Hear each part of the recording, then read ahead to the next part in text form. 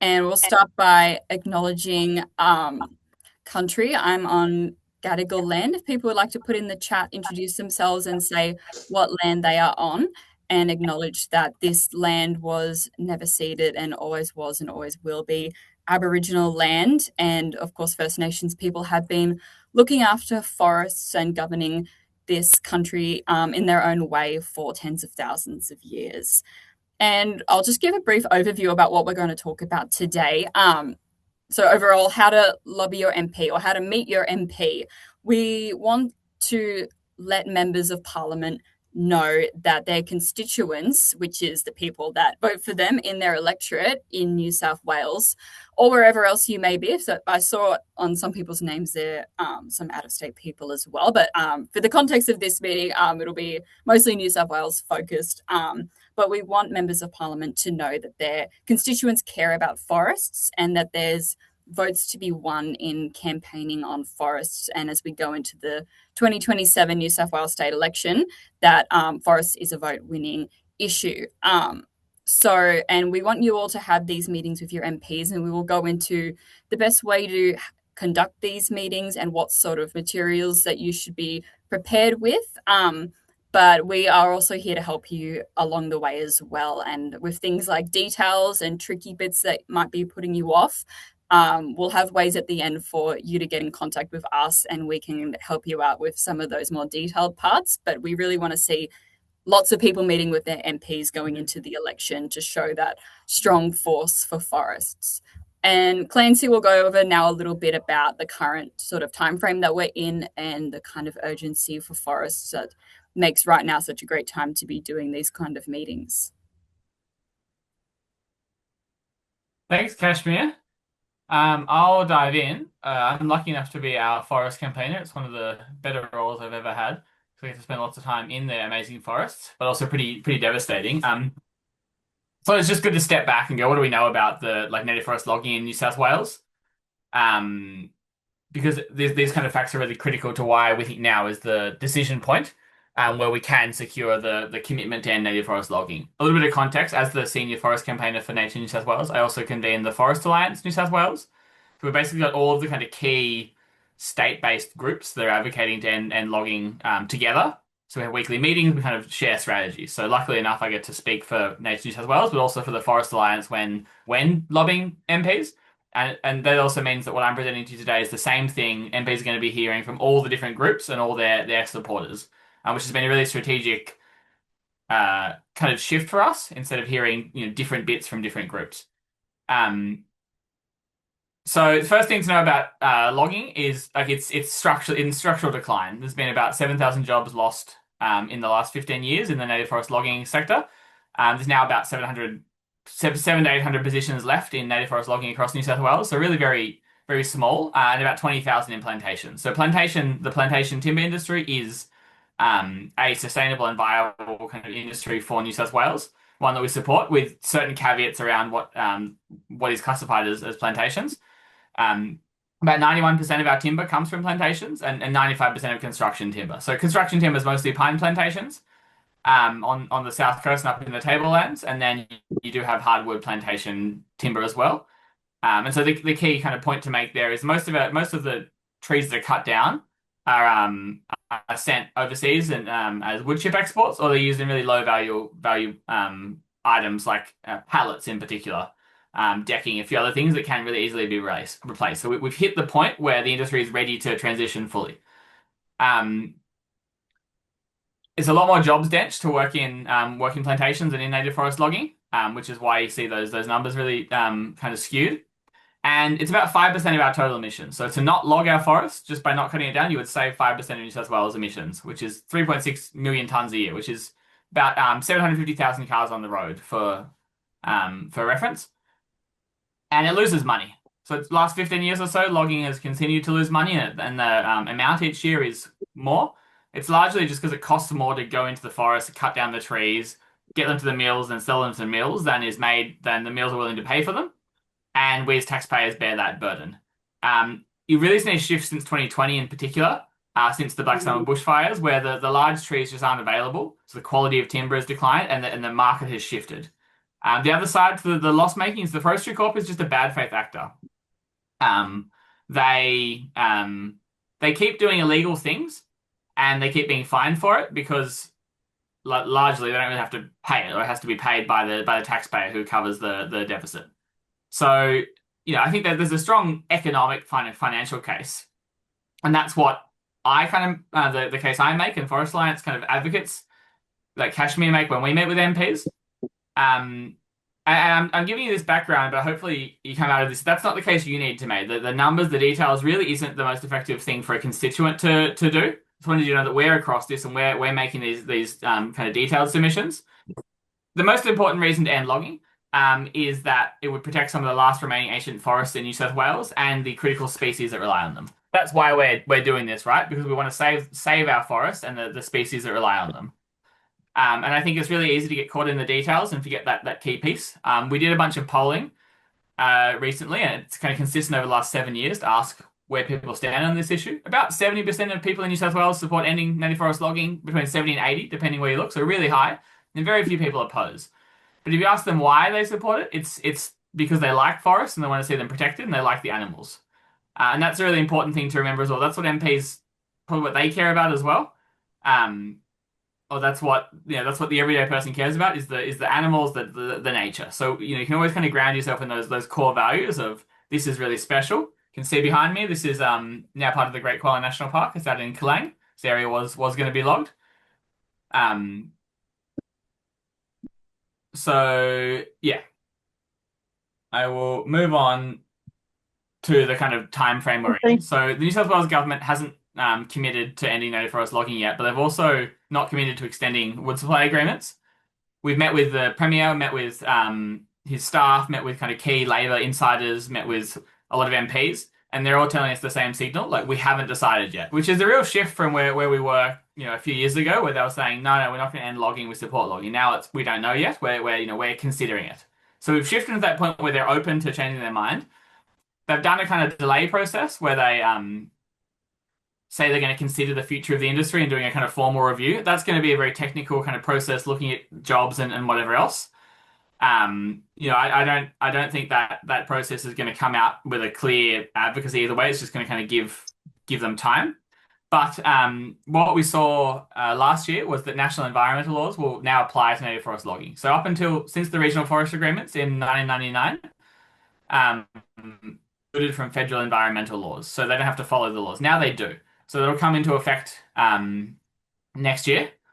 And we don't know exactly what impact that's going to have because the specific stands they'll have to adhere to are still being negotiated. They will have to probably get the support of the Greens in the Senate, and the Greens did kind of secure this amendment. So we are pretty confident that there will be relatively strong standards.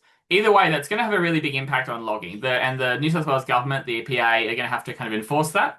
It's going to be really difficult for them. That's going to take out a lot of forest already. So from a declining industry, some more areas are going to be protected.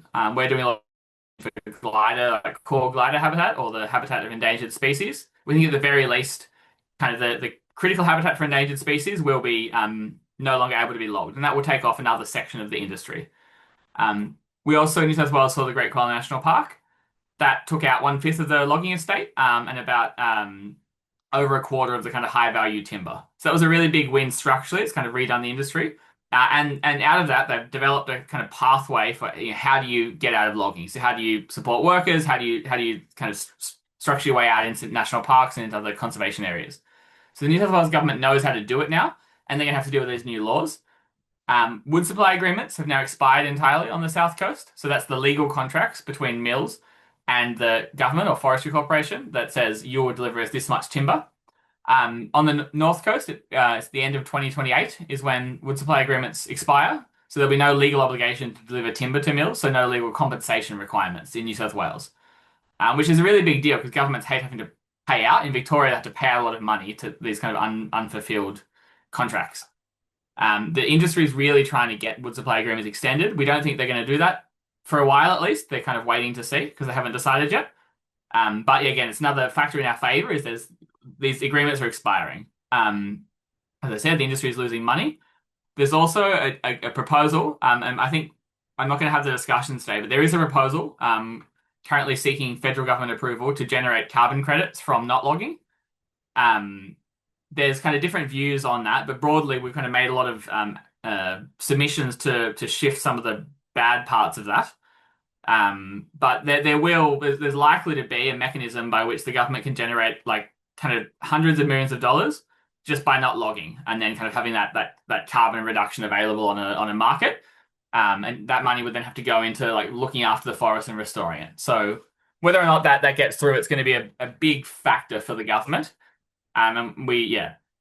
So that's kind of on the table, and that's why they're waiting. They've kind of said nothing's going to happen until we see what happens with the ACCUs process. And yeah, that's like this is popular. Politically, Minns has kind of upset the left, I would say, and Labor doesn't have an environmental commitment yet. This is kind of the most popular like environmental commitment for them to take. They could campaign on. The Labor base love it. Like kind of persuadable voters really love this. So there's like a strong political case, and there's a really low political risk. So less than 7% of the population would not vote for Labor if they did take the condition. That's one thing just to note. Like it's a Labor government. It's ultimately going to be the decision made by Premier Chris Minns. From what we understand, he kind of runs a pretty specific makes a lot of captain's calls. Cabinet's important, but what we have to think about is what are the mechanisms by which we make this a decision that he will make politically. And having local MPs, backbenchers, your local MPs advocate for this is a really critical part of that. He needs to know that they'd support him if he did it, that there's not going to be any issues, and that there's there's kind of public sentiment for this. And so that is where I hand over to Kashmir. Thank you. Um, so I'll just be going over a little bit about some things that you should consider when you're going in to meet your MP and a bit of background about what might be influencing their decisions and how they go into the election and go into parliament on various issues such as forests. So, yeah, MPs, members of parliament, they're people first. They respond to respectfulness and kindness. And I know that many of you might be frustrated with your MPs and things that they've done in the past, but taking that sort of attitude of like negativity and that, you're an opponent to them is never going to be helpful, even if that might be how you feel based on things they've done in the past. They respond to personal stories and respectful conversations. So things about why this is important to you on a personal level, because to them, that also represents how other people in the electorate might feel and helps paint a clear picture for them about the issue and why people are bringing it to them. And I'd say most important thing to prepare when you're going into an MP meeting is be really clear on what you're asking them to do. I've worked for MPs before and been in these sorts of meetings where very well-meaning people have, values like they want to protect animals, they want to, protect nature, but those aren't asks. They're, feelings and values, which are great and can help frame it. But you need to be able to tell them what you want them to do when they go into parliament or what you want them to do when they go into a party room meeting. Things like, I want you to not, extend the wood supply agreements. I want you to suspend logging in this area. So be really specific with those asks and back them up with your personal story and why this matters to you. And they switch off like many people do when they're yelled at, when they're guilt tripped, when they're met with negativity or sort of judgment about things that they might have done in the past or assumptions and that sort of thing. So try to go into it with optimism and kindness, even if you might have some of that skepticism in the back of your mind. It's just always going to lead to a better outcome. And you don't want to overload them with facts and figures and too much information all at once. Likely they're going to be dealing with so many different issues that as much even if they'd like to, there's no way one person can absorb every single fact and every single figure about every issue that they might be dealing with as well. So try to keep it clear and have some sort of, document to leave with them that they can read over later for some more information is great as well. And keeping in contact with them where they can ask follow-up questions down the line for more information as well. But if you get a meeting with your MP, it's likely only going to be about 30 minutes max. And by the time you walk in and sit down and do all of that, that time goes very quickly. You want to make sure, and we'll go over the steps that we recommend you take for these meetings and how long to spend on each thing. but just be very careful because if you get to that end of the time that they've given you, they'll very likely kick you out because they probably have another meeting afterwards. And it's pretty rare that you can extend if the meeting is going well and you're chatting. So better to assume that it's going to be cut off at the 30-minute mark. Next slide, please. And what makes an MP act? What makes them take action on the things that you're presenting? So I'd encourage that you and maybe any other people that live in your electorate that might be interested in this issue do a little bit of mind mapping about your MP. Have a think about what party they're from, how long have they been in the seat, what background do they have. And it's important to keep in mind that MPs don't usually act just on the basis that it's the right thing to do. We all know, that this is the right thing to do.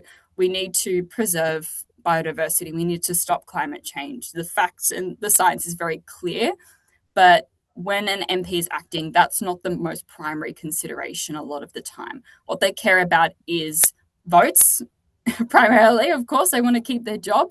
They care about the local impact and what their community as a whole is going to be thinking of them. Do they want to be seen as someone that follows through on their election commitments and listens to their community and acts on things that people care about? That's the sort of view that they're taking. So you need to be able to present your asks in a way that's going to fit into what they're trying to achieve, which is usually getting re-elected and having a positive image in their community. And say that I know a lot of you out there will probably be pretty active in politics. If you're not, it's fine. If you're brand new, that can be even better. But if you are somebody that maybe you might be a member or a volunteer for the party that this MP is representing, that can be a great thing to mention as well, because things like, volunteers for parties is really, MPs don't want to lose them and they don't want to piss them off if they're going to help hand out for them on election day or help campaign for them as well. So if that's applicable, that's a great thing to mention as well, and in the sort of invites that you're sending as well. Next slide, please. Cool. Just will answer a question. Sue's just asked, is it more impactful to be lobbying Labor MPs? It's an interesting one. Like in some ways, yes, in that they can feed things up to the party straight away. But we've actually had a bunch of Nationals MPs write to the Environment Minister and say, hey, a lot of my constituents are concerned about logging, even if they themselves oppose. So I think like across Parliament, if there's broad support, that's where we can get this across the line. Right now, the Liberals and Nationals are kind of arguing about whether they'll support or oppose or stay neutral on the issue. The Independents have been really powerful. The Greens are obviously really strong allies. So I think anyone meeting their MP right now and having a really clear ask and asking them to exert pressure on the Labor government is impactful. So having, for example, a Liberal senator say, "Why are we losing?" A Liberal MP ask the Treasurer, "Why are we losing so much money on the logging industry still?" That's really high impact. Even if you live in Ryde or one of the inner city kind of liberal seats. So yeah, I would just say to answer that question, yeah, definitely it's worth speaking to your Liberal MP, especially if you say, look, this can swing votes if you're willing to come out and take a strong stand on this. And I would give you an example of the Liberals and Nationals. The Liberal member in Port Macquarie actually left the National Party because she didn't like their position on koalas, and then ran to the Liberals and had an increase in her vote.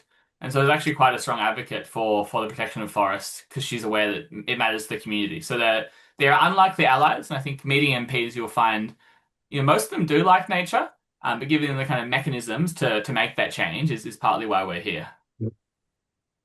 Yeah. Anything else to add on that?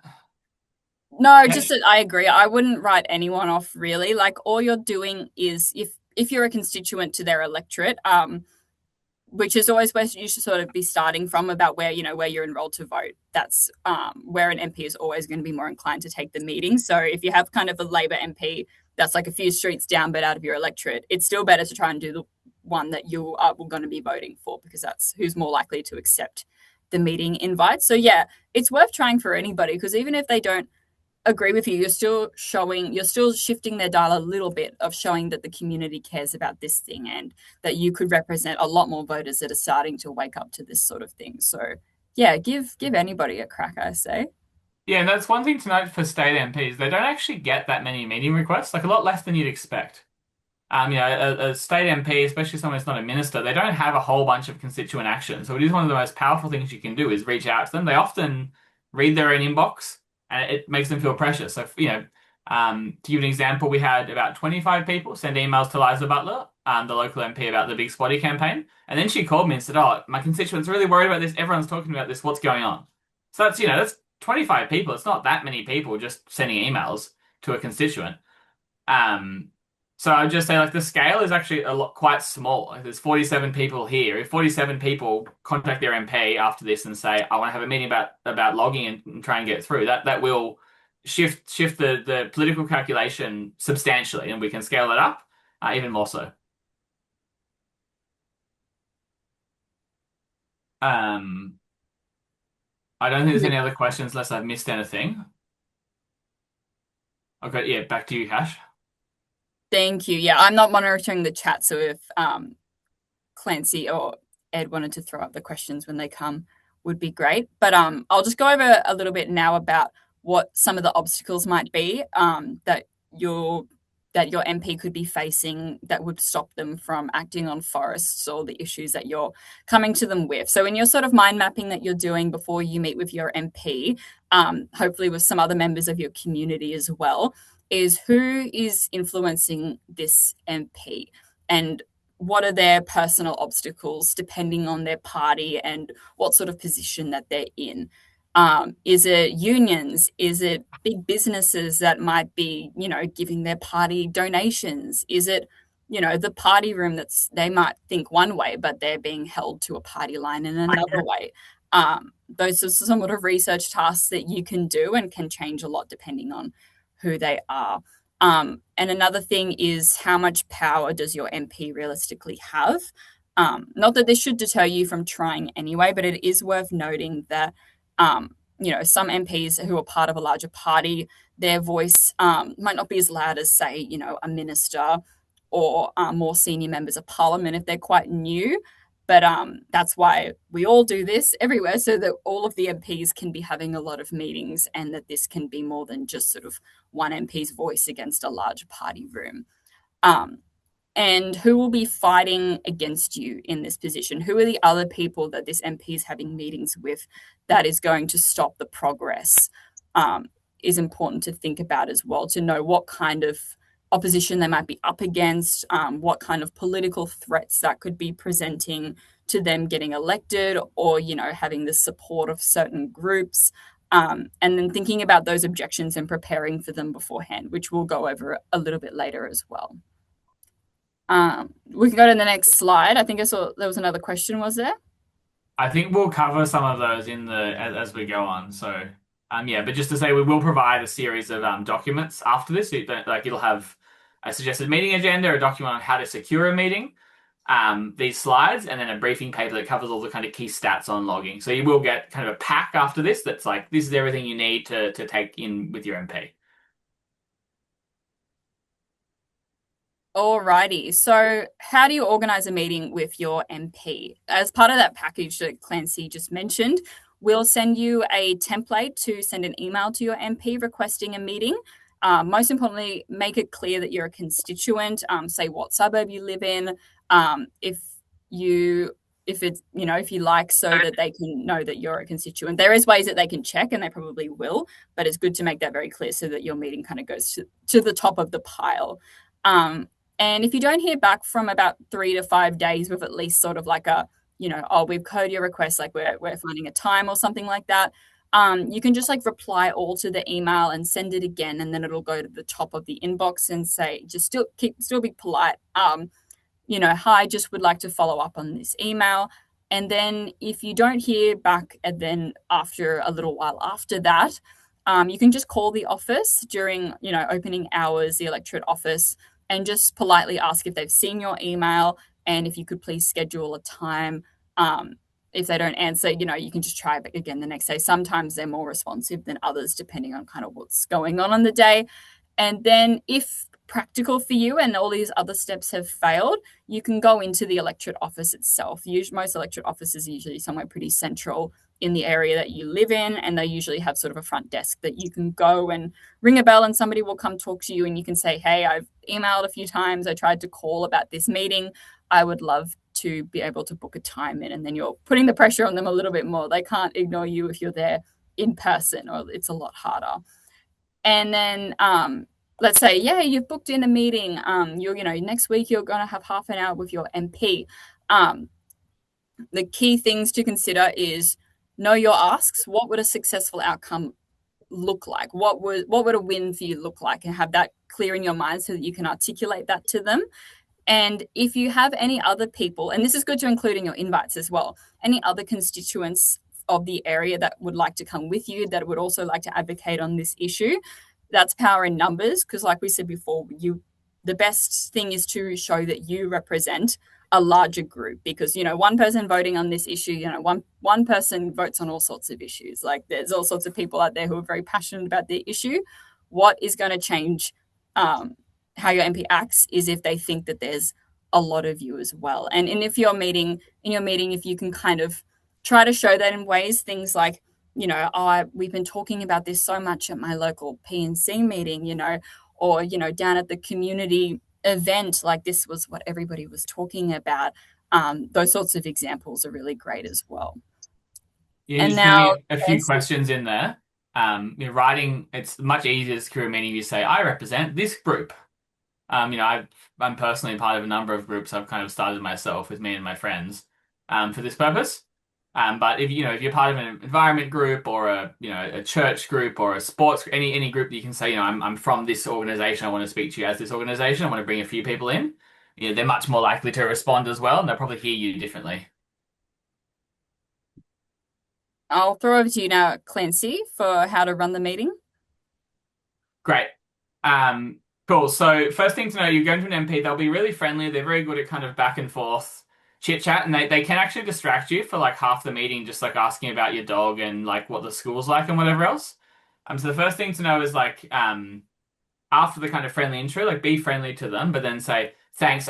Just so you know, so I'm Clancy. I live in Valor Beach. I'm here because I really care about our forests. I'm really concerned that my taxes are being spent cutting them down, and I think they'd be better protected. So the first thing I'd say is like introduce yourself personally. Talk about like who you are, where you live, the job you have in particular. Like I'm a grandparent or I'm a teacher. I'm a whatever else, and then make the case. Like this is why I'm here. Um, uh, and I would say like keeping that really short and concise. It's really easy to kind of get talking about like ecosystems are so important. I'm so overwhelmed and whatever else. The kind of shorter you can say it, the better. Because remember, an MP probably has how many cash? Like 8 or 10 of these meetings a day for most of their life. What they remember is the kind of personal stories. So, as a grandparent, I love taking my kids out to the bush. It's really horrible when we go and see it logged. Like, I just think it's such a waste of money. Like as an economist, I think this. So really just personalizing yourself. I think in the kind of environment movement, we often have a tendency to want to explain the science. I would say that's probably the least effective thing you can say in these meetings. What the MP is going to remember isn't really the technical details. They're going to remember the personal story you've told. So the more personal you can be, the better. I can't emphasize that enough. Um, Explain the issue really, really, really, really short and concise as well. I want to protect our forests. I'm concerned our forests are being cut down. I'd like you to be an advocate. Um, make the ask really clear. And so there's a few questions about how to do that. And it really does depend on who your MP is. If you're meeting with the environment minister, say, well, can you advocate in cabinet? If you're meeting with a backbencher, say, I'm asking you to make it known to your colleagues in your branch that you support any logging. So something they can actually do. So the only person that can really end logging is Chris Minns. So asking them to end logging, they can't really do that. So you want to give them something really specific that they can action that you can then hold them accountable for in the document. So we'll go through a few suggestions, although it does really depend. So the other thing is, I think in a lot of MP conversations, they're good at listening, they're good at kind of saying yeah, yeah, yeah, and kind of not quite committing to something. So being really clear. So what is your position on this? Asking really non-opt-out questions. Where do you stand personally? What are you willing to do for this? The more you can ask specific questions, the more they'll answer you. And I think it's kind of a different type of conversation than you're going to have with your friends, where everyone's kind of not thinking about kind of opt out language. Anything to add to that, Cash? No, not so much on that. I was just reading some of the comments in the chat about how some people have been trying to do those steps about emailing and going into the office and still haven't had any luck, which is incredibly unfortunate. And I'm so sorry to people who have already made these efforts and they haven't been successful. And that really sucks. But unfortunately, some MPs, especially if they're elected as part of a major party, they do just get elected and then they don't really meet with people and then they kind of just fail to exist for a few years and then assume that they're going to get re-elected again. And there isn't a whole lot you can do except keep trying and then just make it known in your community that this MP does not meet with constituents. If you've tried all of this in good faith, then you're within your right to be, telling people as much as you can that this is what they're doing.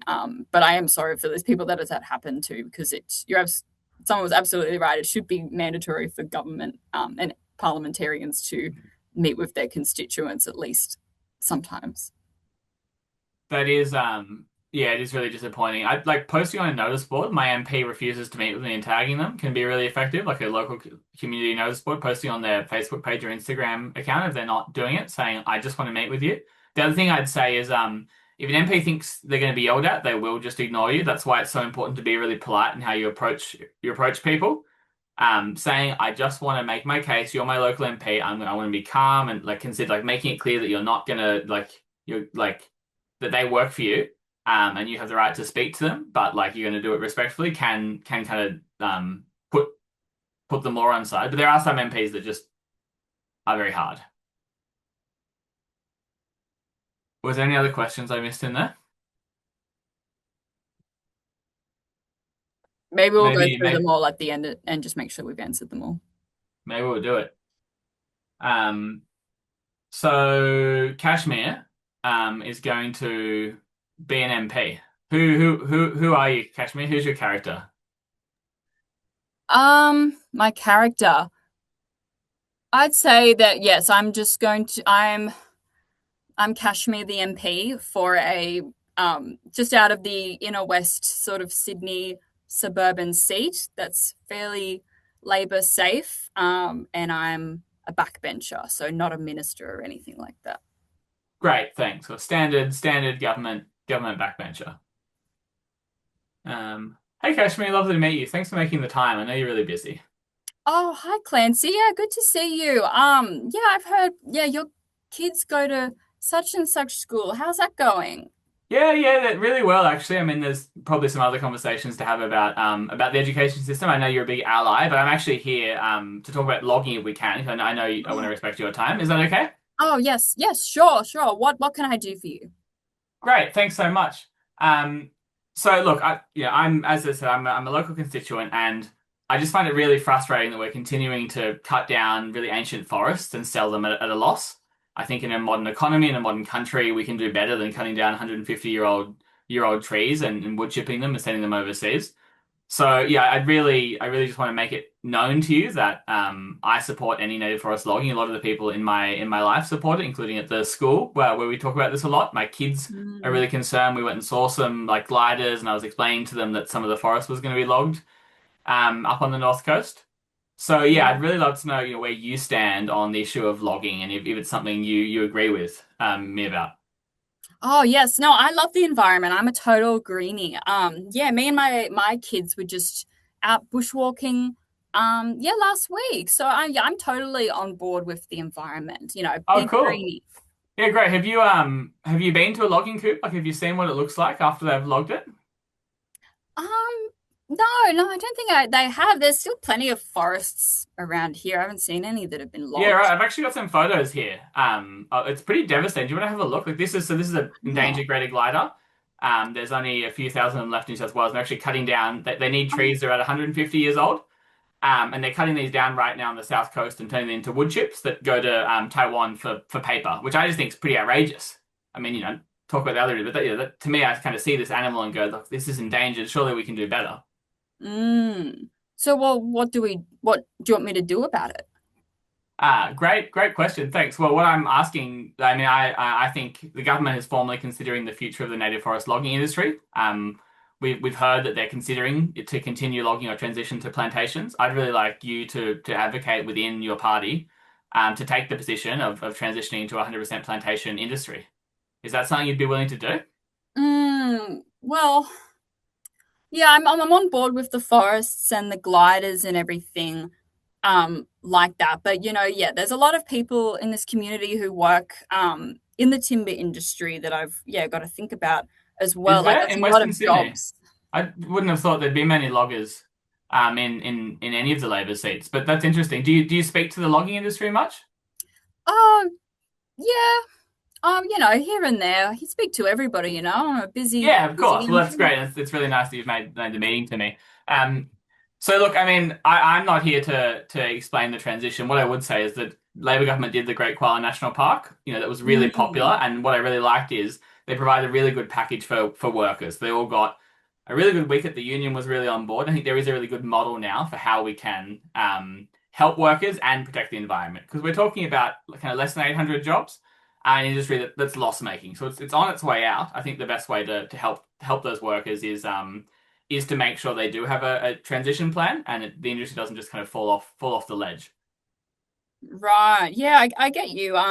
Yeah, and I do agree that yeah, we do want to have a plan for the jobs. But I guess at the end of the day, like, the Labor, I've only just been elected. I'm still pretty small fish in the party room, and these sorts of decisions that tends to be more kind of the agriculture minister or the environment minister and their sort of decisions. So, Yeah, totally. maybe You're not like the yeah, if premier, you right? You send them an can't just email. end logging. Yeah, I hear you, and that's so awesome that you're on board though, and that you want to be an advocate. So thanks for that. I hear your position. I actually had two specific things I was going to ask you to do in this regard. One would be to speak to your branch members and ask them specifically if they'd like you to support ending logging, and make it clear that it is a position you take personally, regardless of the politics. And the other thing would be to like in caucus, so speak to people you know in cabinet and just make it clear that if they did make the decision, you would support it. Are those Mm. actions you're willing to take? Yeah, well, look, I'd love to like know more about it. So yeah, maybe leave it with me.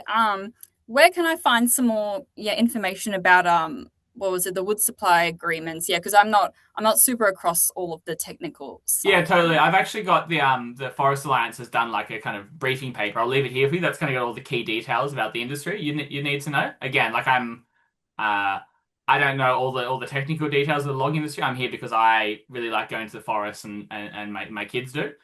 But what I'll Mm. do is I'll leave this briefing paper with you and I'll send a follow-up email just saying thanks, this is what I'm asking you to do. And I'd really appreciate it if you could get back to me and let me know if you are willing to speak to your branch about it and tell your colleagues that it's a position you would support.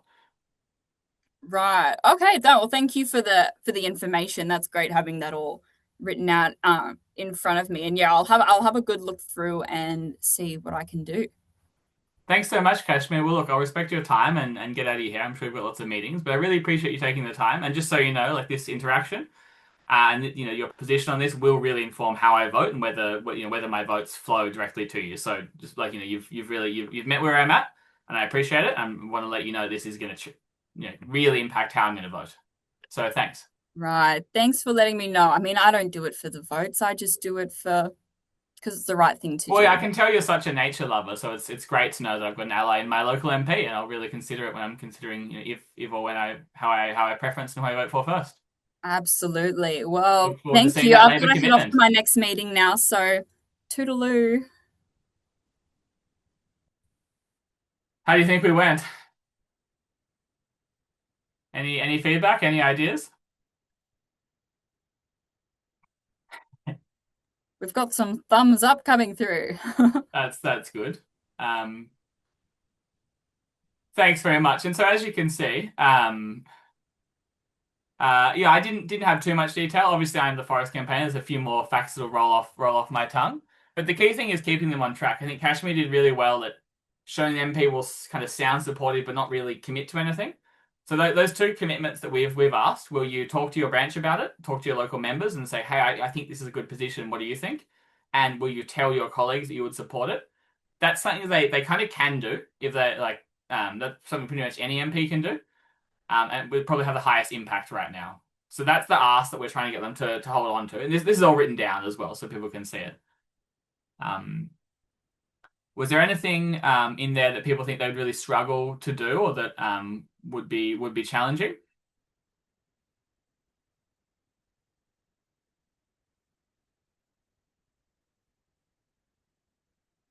Great, you can all do that. That's excellent. Mic drop. Meeting's over, and you know you've nailed it. Um, interested.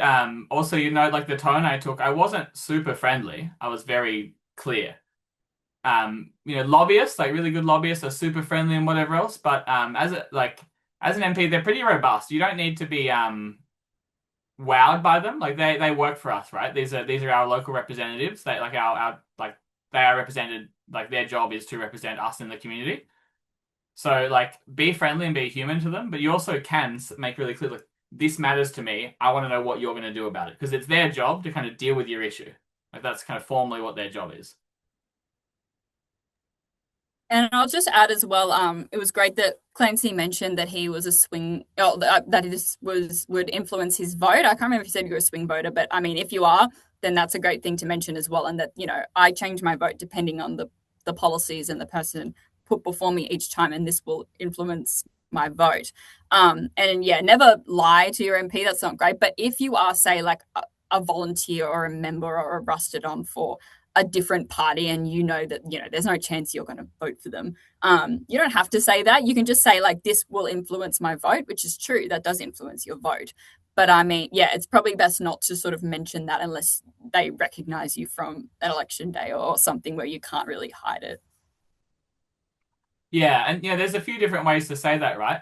One thing to note is it's optional preferential voting in New South Wales, so you don't have to preference um, the Labor Party or the kind of centrist parties. If like some people will vote one Green, one Independent, one whatever else, and not elect to preference Labor second, and they're very aware of that dynamic as well. So even if you're like a very Greens kind of style voter or a left wing voter, telling them that like I'm trying to decide I'm going to preference the party or not, this is going to really impact it. Can make a difference.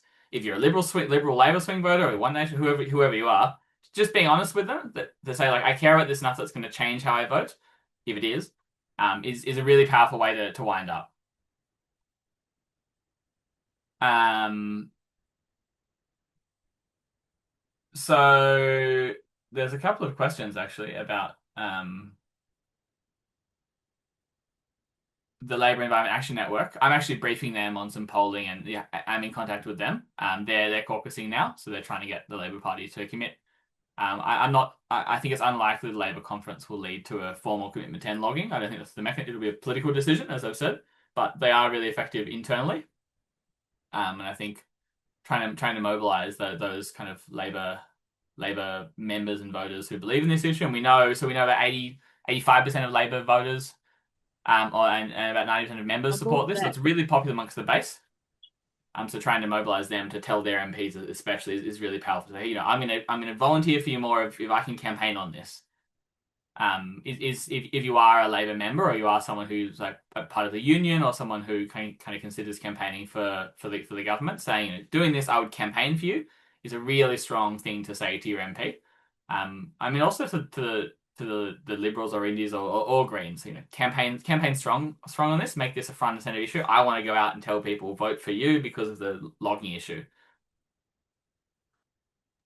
Yeah, and Um, I'll just say, yeah, people are raising really good points about other ways that you can try to affect change, like particularly within Labor with lean or branches. But I'd say that there isn't one stream that's going to be the winning one. We need all of this happening at once. Like this is a tough, battle that we're trying to win in a way. So, if you have the avenues to go and, talk to lean or talk to a local Labor branch, absolutely do that as well. But I guess what we're talking about today is specifically these constituent meetings, which is just one stream that has to be happening at the same time as all of them. And if you're doing these other things, that doesn't mean you can't also meet with your local MP as well.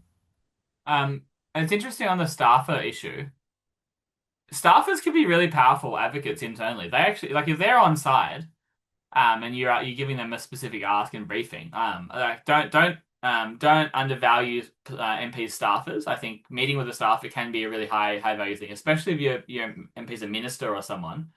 Um, having been a staffer myself, and Cash has like they're kind of the ones that are gatekeepers and that the MP will toss things back and forth from. So if there's a staffer in the meeting, they'll then go, "Oh, what do you think about that one?" "Oh, that's interesting," and they'll kind of talk about it. So always welcome the staff if you get to an office and they're going to sit in. They're welcome to that kind of thing. Um,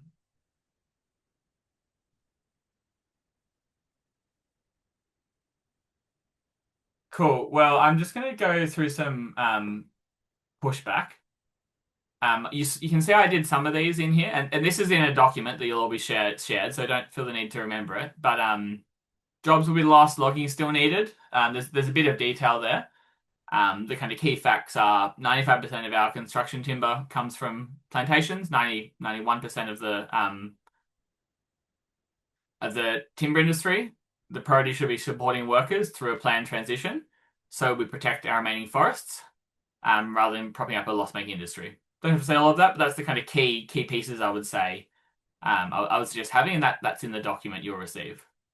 Um, oh, Kashmir, sorry, Kashmir kind of did this. It's a cabinet decision. It's a ministerial decision. How would you answer that one if you're in a meeting, Cash? Well, yeah, that I guess like don't let them like fob you off in that way. Like they're still your local MP and they still like do have a voice, even if it isn't always the strongest one.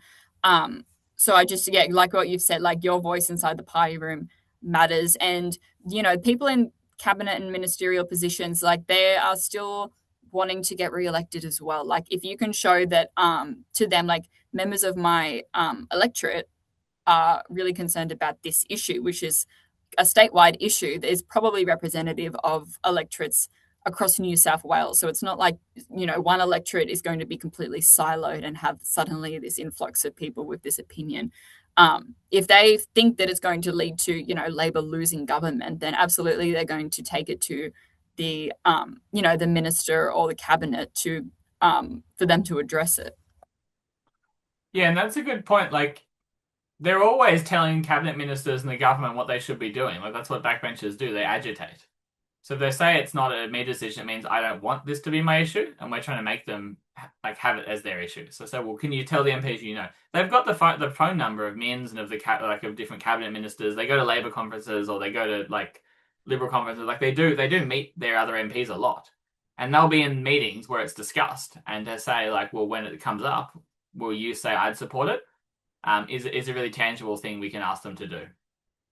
Um, And the same with other parties. Like, there's lots of different ways that they can try to influence the government as well. Like, it's only like a couple of years ago, like James Griffin, when he was a shadow environment minister, and as a Liberal member, was doing a media release about Labor not reining in land clearing and how much land clearing has gone crazy since Labor has been elected. Like, there's absolutely things that they can do if they are so inclined, because they've got more to win if they want to show that people are unhappy with the position of the government, and they think that if they show that the government are failing in this area and it's a vote winning issue, that they could pick up more seats. There's always something that they could do. Yeah, and it's just a good point to note. Logging specifically is broadly popular across the community. It happens because it's like there's a kind of legacy issue. Um, so it's not necessarily a Labor issue or like I mean the Greens have always been campaigning on it, but it's not necessarily a independent issue or a Greens issue or a Labor issue or a Liberal issue. There's fixed positions, but they're quite fluid. A lot of people within the different parties and within the different kind of independents have different views on this. So each MP you meet with can kind of help get this across the line. We kind of need all of them to. Um, what you would have seen Kashmir did really well is they'll avoid answering or they'll shift. Oh yeah, I love nature. I go in the bush. So just being really direct. I'd really like to know where you stand personally on ending logging. Do you support it privately? Are you willing to support this publicly? Just be really declarative. It is I think kind of really high value. Um, And another way to do it is, yeah, that's really helpful. I'm glad you're on side if they kind of say the values thing. So are you willing to be an advocate for this? And just ask them directly. There's no harm in asking them what they're going to do about the issue. Um, but they probably won't. They're not going to nominate to do something. They go off track. You'll see Kashmir was trying to do it, talking about the school. Just bring them back to thanks. I'm really glad to hear this, but can I come back to whether you want to support any logging? And don't feel like it's rude. You've got half an hour. They're kind of it's like filibustering. They're just talking to take up the meeting. Oh, sorry, it's time now. We didn't talk about anything. Too bad. Like that does happen a lot in some of these meetings. So feel free to interject and say, yeah, great. Can I just come back to the question of whether you'd support ending logging? And if they don't know the answer, that's great. You say, great, I'll follow up with you. Send it to us. We can, we've got all the information. You've got the briefing note that you'll get. Um, Really powerful.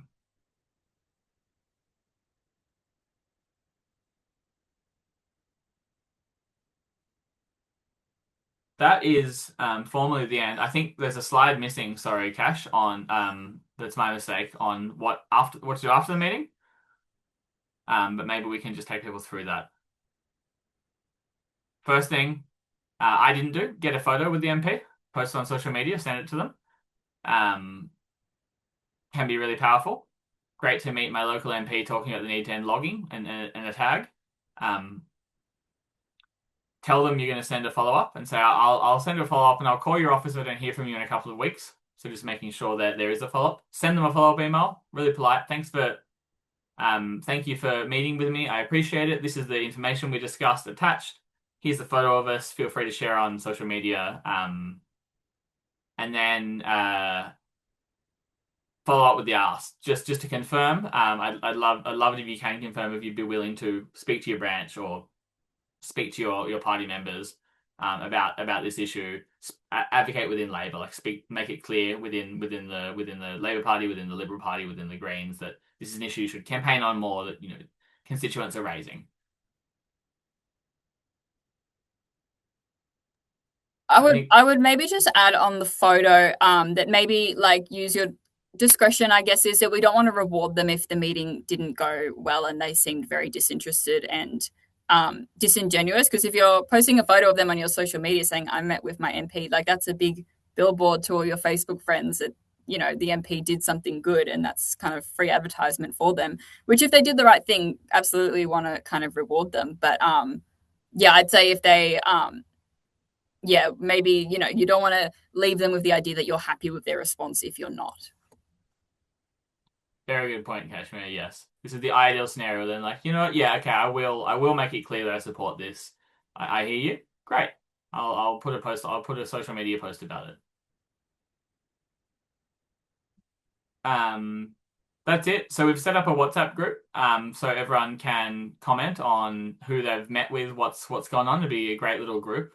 You'll get a link to it in the follow-up email. This is the QR code to it. You'll also get an email with the briefing paper with a kind of template on how to contact your MP, and a kind of suggested agenda that includes the key kind of facts about logging and the asks that we've gone over. And we're here to help. You can just reply to the email you'll get, and we will answer any questions you have. So, any questions from people? I did just, we'll just add one thing I've just remembered as well is that if you can't, failing to be able to book in this meeting with your MP, some MPs do like pop up offices or they'll post on their Facebook or in their newsletter that they are going to be like at a specific place from a specific amount of time to listen to constituents. So I think booking in a specific meeting for half an hour is much better. But if you can't get that and they do offer these sort of pop up offices, that's better than nothing. And ideally, you would get some sort of friends that agree to sort of go in sort of cycles or like that they just happen to have lots of different people come up to them to their pop up office about this issue, which can be really great as well. And they are pretty cornered when you still would want to keep it snappy and not take up too much of their time and piss them off. But pop up offices can be a great way of showing like mass support as well. A good question, Claire. So yeah, we're talking about state MPs. So the links you'll get will help you find your state MP, but it's a state government decision who's going to end logging.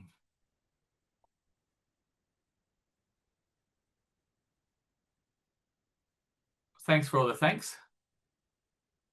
If there's any other questions, feel free just to reply to the follow-up email you'll get or chuck them in the chat now. Otherwise, thanks for taking an hour of your life to talk about how you can lobby your MP in a way that saves our forests.